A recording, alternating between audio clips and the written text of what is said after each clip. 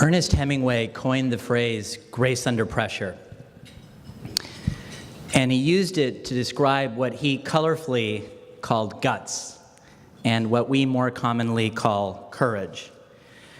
His phrase, unfortunately, has been used almost exclusively in the field of sports and athletics, as if only physical courage existed or mattered. We can, and we definitely should, celebrate something that's even more rare and more precious than physical courage, and that's moral, political courage. That's why it's our privilege today to honor Sandra Fluke.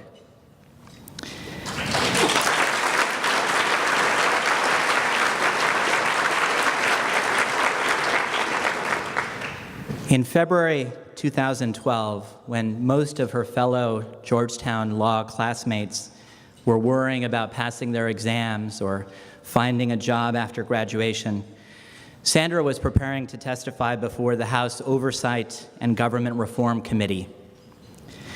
She wanted to tell the committee about the burdens caused by the lack of insurance coverage for contraception. She wanted to tell the committee about a fellow classmate and friend who had been diagnosed with polycystic ovarian syndrome and needed to take prescription birth control, but who ended up having to have an ovary removed because she couldn't afford the pills she needed. When the committee denied her a seat at the table, she didn't make it about herself. She pointed out that the committee heard from not one single woman, even though they were debating an issue affecting nearly every woman. After testifying at a separate session, she was viciously attacked by right-wing media. Rather than lower herself to their level, she saw it clearly for what it was, a further attempt to silence the voices of women. And she didn't shy away from it, she took it head on. In the face of increasing vitriol, she took the opportunity to speak for those who didn't have the opportunity or perhaps the courage to speak for themselves publicly. She took to the campaign trail to urge women to speak out and to vote. And she has continued to speak out against social injustice in all its many forms. As President Obama has said about her, she was generous in speaking out for her friend. She was brave in standing up for herself. And throughout it all, she was a poised, focused, and eloquent advocate. She was the very definition of grace under pressure. Before I present the award to Sandra, let's watch a short video and recall what grace under pressure looks like. That earlier this year, Republicans shut me out of a hearing on contraception. When I look at this panel, I don't see one single woman. Where are the women?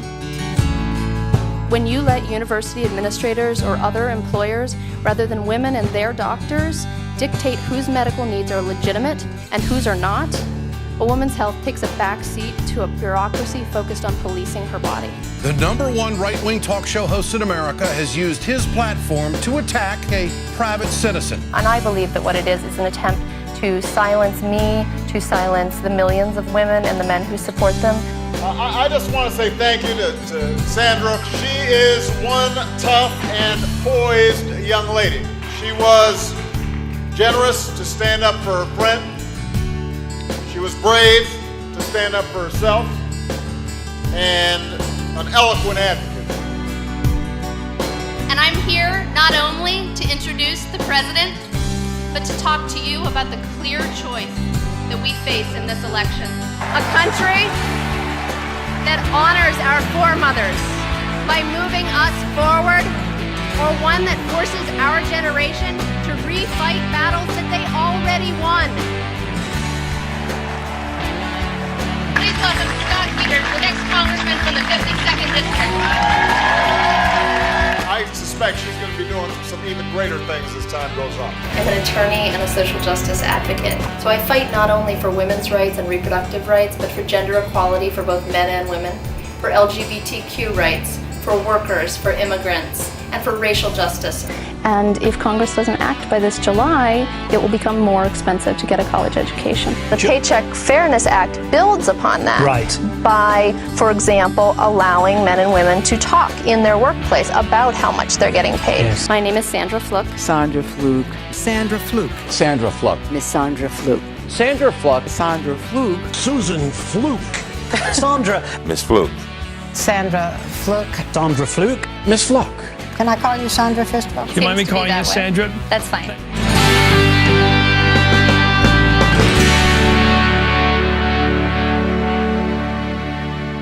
For showing such tremendous grace under unimaginable pressure, it's my honor to present the ACLU's Courageous Advocate Award to Sandra Fluke.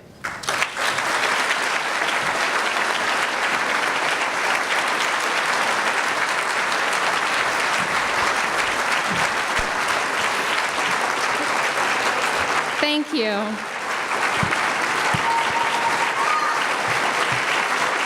Thank you very much, but now you're just cutting into my speech time. You gotta sit down. Thank you. That was such a kind welcome, and I want to say thank you to Hector for a lovely introduction, and I have to say, one of the most legally accurate regarding the policy that I was testifying about, and that's a little bit unusual. It's quite a touching honor to be recognized by this particular ACLU. I have long taken an unfair amount of pride in just the fact that by being a Los Angeles resident, I could take credit for the ACLU of Southern California, an affiliate that has truly a national reputation for being amazing advocates for all of us, really. So thank you for the support that you give this organization, for those of you who give pro bono time, and to all of the staff for the amazing work that you do.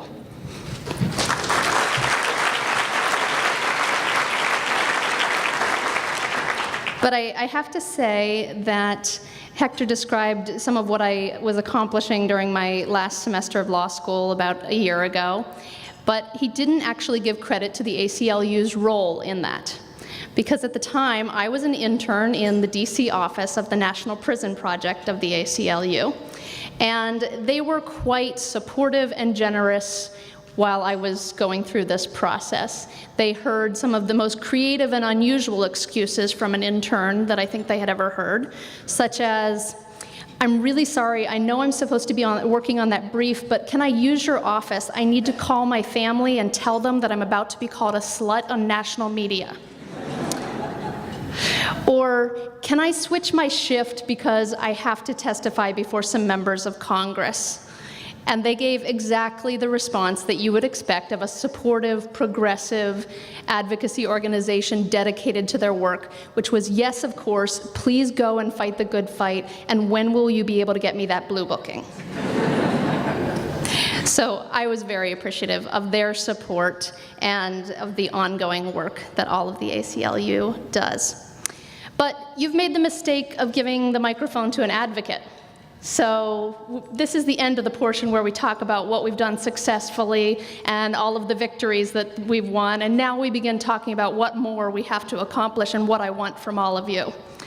If you can't handle it, you can excuse yourself at this point, but I think this is a room that actually likes a good fight and is looking for what's next, what's the next injustice that we need to overcome, especially here in California. And this is actually just one chapter in a very long fight, the fight to try to establish positive rights for our citizens, not just the negative rights to be left alone and not interfered with and not have our rights violated in certain ways, but to have a positive right to things like access to medicine or health care or food, to have a positive right to the support that we owe members of our communities. You see, here in California, back in the 90s, we had a governor, Pete Wilson, some of you may recall, with a little bit of a headache as you think about it. And Governor Wilson and the legislature passed a policy known as the family cap for public assistance recipients. This is a policy that denies to any child born into a family receiving public assistance any benefits. So if you had the misfortune of being born to a family on public assistance, you received no additional benefits. And this was based on the terribly inaccurate and fuzzy math theory that someone could possibly be making a profit off of having additional children. That theory could only be accepted by someone who knows very, very little about our system of public support in this country and here in California. And of course, we challenged this policy in state after state, but we lost those fights, and it was held to be constitutional to deny these children access to basic minimal benefits that they needed. But this is not only a violation of positive rights, this policy is a violation of negative rights.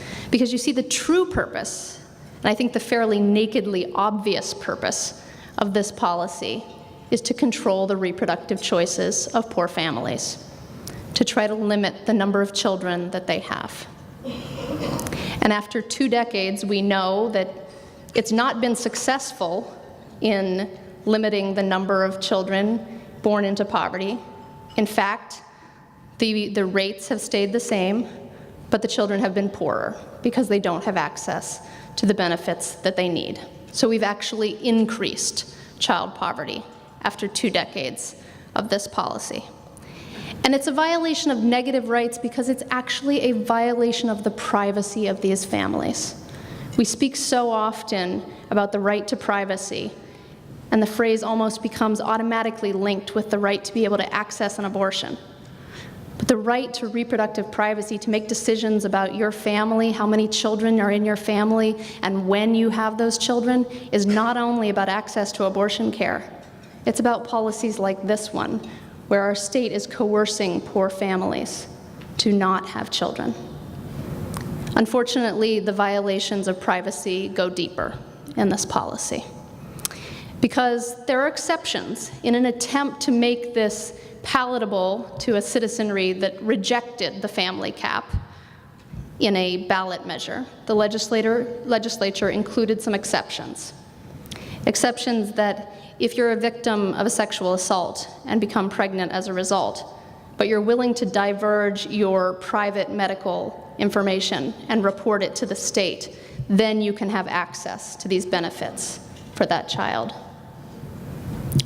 Or if you're willing to share your private medical records stating what type of contraception you use, and if it's one of the 3 state-approved forms of contraception, then you can have access to the benefits your family needs. Can we just pause for the moment on the word state-approved forms of contraception? Because that needs to run a shiver down everyone's back. The idea that a state is deciding what types of contraception are acceptable for poor women to use. And I know you're thinking, but they're probably the best forms, the most accessible, right? No. No, unfortunately, the 3 state-approved forms of contraception here in California are Norplant, intrauterine devices, and permanent sterilization. The most invasive, the most expensive forms. And if any of you represent doctors or medical providers, think to yourself about what reaction a woman gets if she goes to her doctor and says, I need a document that proves that you gave me one of these 3 forms of contraception and that the reason I'm pregnant is because your medical procedure failed. Would you advise your doctors to submit such a letter? Because there are a lot of lawyers in California who are advising doctors that it's not a great idea to submit those types of records. So this creates yet another barrier, even for women who are trying to comply with this invasive policy. Now I know you're thinking, yes, it's terrible. It's yet another example of how far we have to go in caring for the poorest members of our communities, in how far we have to go in respecting the rights of members of our communities. But the good news is that we have an opportunity to make some progress on this one. In fact, there are only 15 states in this country that have this type of family cap policy. And California, progressive bastion that we are, is one of them. But there's been some movement. There are states moving to repeal this policy. Such amazing leaders as Kansas, Nebraska, Oklahoma, and Wyoming. Now California, we can do better than this. We can be out in front on protecting the rights of members of our communities. We can be out on front on reproductive rights. We can certainly be ahead of Kansas and Wyoming. That's not a high standard for us to aim for. There's a bill pending currently in the legislature, and I'm proud to say that it just passed the Assembly to repeal this invasive and intolerable policy. Now, this is the part where you take out those BlackBerries and phones you've been itching for like 35 minutes, and you send yourself an email that says AB 271 in the subject line, because I am asking that all of you please send a message to your state senators and to your governor saying you support AB 271. You want to see the family cap repealed. You want to take a stand saying that this is a policy that is not worthy of California, is not worthy of our stance as a progressive state. Because as you might expect, there are those who are lined up in support of AB 271, but some of you in this room have a little more influence than recipients of public assistance and anti-poverty advocates. And I want to ask that you use that influence to stand with all women and all families in our communities and defend their right to privacy, their right to make decisions about their families, and defend our stance in California and our well-deserved reputation as being a progressive state that fights for those rights. And I hope to see you all next year when we can claim victory in yet another battle for the citizens of California. Thank you so much.